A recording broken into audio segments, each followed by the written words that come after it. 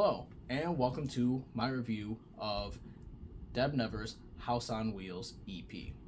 Now, when I originally was making this channel and started to review things, I wasn't planning on reviewing any EPs, but I wanted to follow Deb Never's discography because currently she is one of my favorite artists to listen to. I really like the way her sound has been progressing over the past couple years, and so I wanted to kind of get into that. And I think that this is essential for a starting place as it being her first project. This is a very short listen. It's only 5 tracks and they're all pretty short, but it's a good listen nonetheless. The first song, Ugly, I think is definitely the biggest highlight of the entire track list.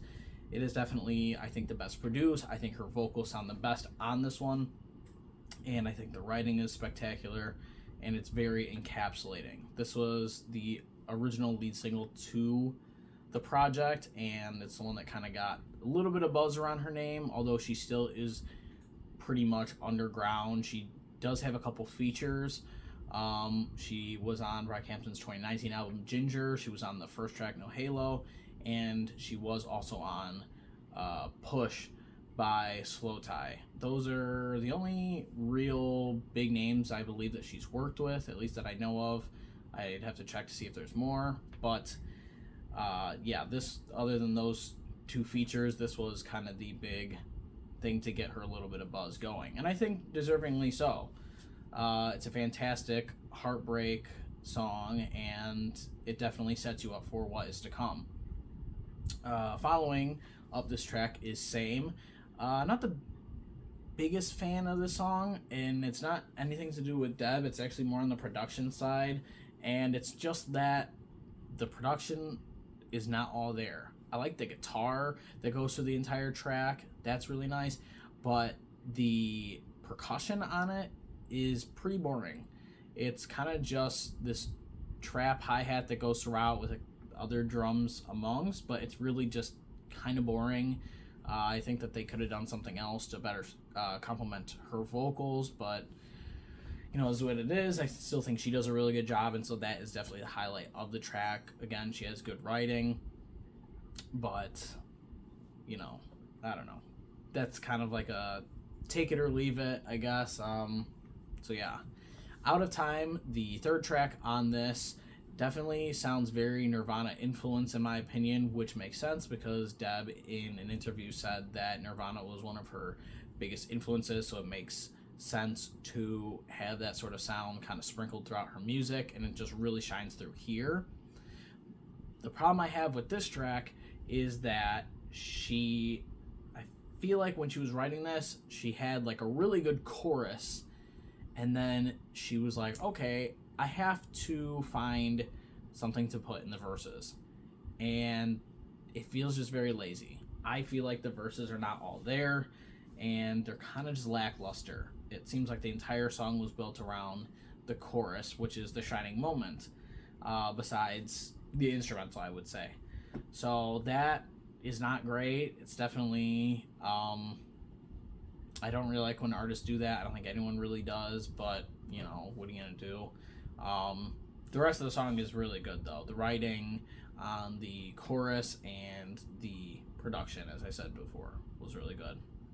Swimming, the fourth track, has some of the same problems that Same has, and that is that it has just these basic trap hi-hats going throughout it with kind of bland percussion, but it has really good guitar on it, as well as having fantastic Deb Never vocals.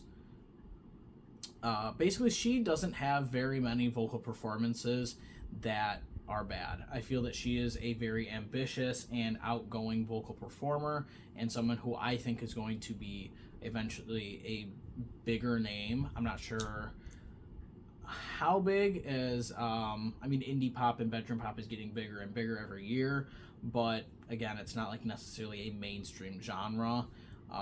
As much as I would love for her to blow up and become a mainstream artist, it's just I'm not sure how much something like that is going to happen. But anyways, Swimming is very good performance, and I think in the future, she definitely picks up better on what is to come on the production side. You don't really have very many tracks like Same in Swimming, where you have these bland sort of trap beats with guitars in them. Luckily, this is kind of like the last we've seen of that. Hopefully, I hope that doesn't happen again, because it kind of makes for this repetitiveness and boringness. I feel like plenty of other artists do within their sound, so we just don't need that again.